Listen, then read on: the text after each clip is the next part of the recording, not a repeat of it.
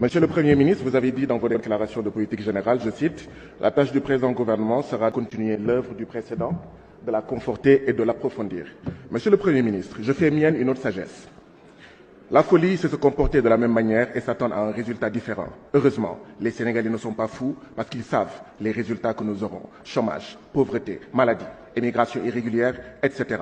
Vous avez parlé, monsieur le Premier ministre, de toutes les crises, sauf de la principale, la crise néocoloniale, la crise impérialiste, la crise de souveraineté vécue par toute l'Afrique, particulièrement par le Sénégal. Voilà pourquoi vous nous avez servi une déclaration de politique générale économiquement indigne, politiquement indigeste et socialement indigente. Vous avez lu, comme moi, le rapport du Conseil économique, social et environnemental de France, qui a parlé, je cite, des avantages incontestables du franc CFA pour la France. Dans ce rapport, le Conseil économique social de France disait « Les pays CFA, je cite, sont des marchés privilégiés pour la France. » Il disait, ce même rapport, je cite, « La liberté des transferts apporte une garantie aux intérêts français en Afrique. » Fin de citation.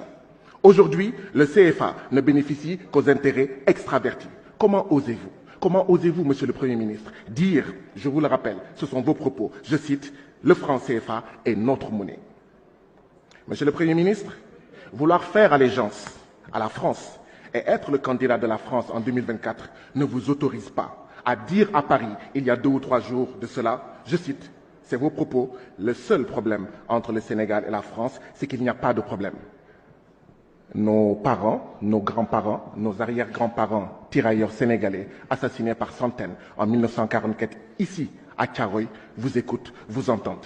Les victimes du néocolonialisme français d'hier à aujourd'hui vous entendent et vous regardent, monsieur le Premier ministre. Monsieur le Premier ministre, allégeance à l'impérialisme, le premier problème. Mais il y a un autre problème.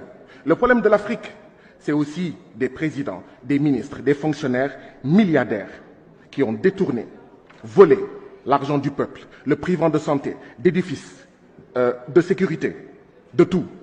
Or, l'impunité des grands entraîne l'incivisme des petits.